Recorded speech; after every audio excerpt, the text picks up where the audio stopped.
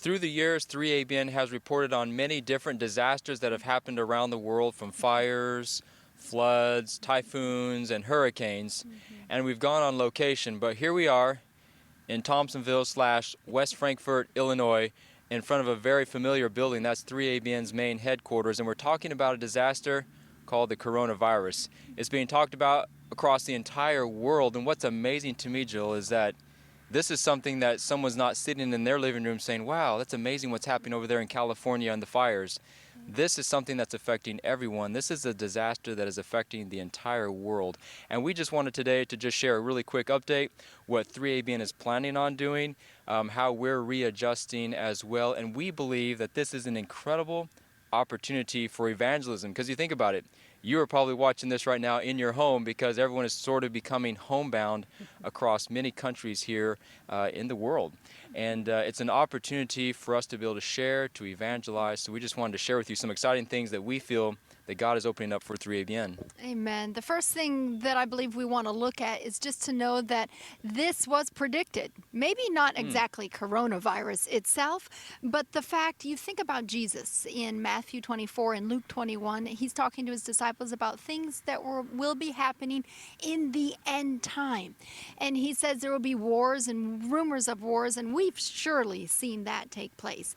There will be famines and pestilences in diverse places. So this concept of plagues, of pestilences, of disease coming at the end time is not a new concept, because Jesus predicted it would happen, but we know that we are to look up our heads, lift up our heads, because our redemption draws nigh. In the midst of this, you could say fear, because there is a lot of fear. Will my loved ones become infected? Will those in my community, will people I love get this virus? Or maybe you're watching right now and someone that you do love is currently in the hospital with coronavirus. We want to encourage you that Jesus is the same yesterday, today, and forever. That his word is true, that we can trust our lives and our future in his hands. I love Isaiah 26:3. Oh, yeah. You will keep him in perfect peace, whose mind is stayed on him, that's Christ, because we trust in him. And during this time, 3ABN wants to offer help and hope and assurance to those who are struggling in the midst of this fear-filled time. You know, that's a good point, because really there's a lot of fear that's going on right now, and we appreciate what Elder Ted Wilson shared with the World Church with us here at 3ABN when he was here. He's the General Conference President of the Seventh-day Adventists, and he was saying, be a steady Seventh-day Adventist Christian. Share the love of Jesus. Share that, yes, we're in fearful times, but we have someone to look to, and that's Jesus for our source of strength, and look to the Bible.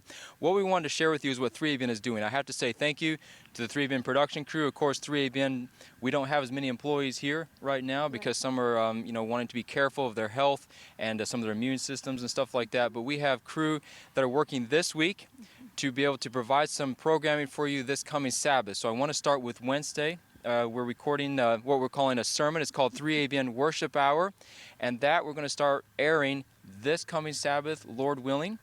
Thursday night is a special behind-the-scenes look at what's taking place with pertaining to the coronavirus. We're going to talk about, Lord willing, Trinidad and Tobago, which we just came back from.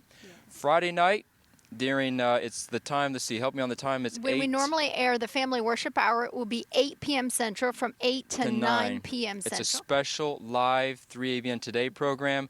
There'll be some special guests on. That's this coming Friday, 8 to 9 Central p.m. And that program is specifically about the coronavirus and what we are to do as Christians in these last days, and how we can anchor our hope in Jesus. That's right. And then we're readjusting our schedule for Sabbath, because we are getting a number of requests since people are homebound. A lot of the churches are not open, and so people are looking, well, how do I worship?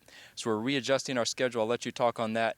Starting this coming Sabbath, which we're excited about. Starting this Sabbath and continuing each Sabbath. We just had someone call us from a state and said, hey, our churches are closed and we need worship. What can we have? So 3ABN, the Lord impressed you and our 3ABN team here to start with this. So beginning, of course, we always have the 3ABN Sabbath School panel that airs at 9 a.m. Central. So that is your study of the quarterly. And then at 10 a.m. Central, so right at the end of Sabbath School panel, we will have the 3 3ABN Worship Hour.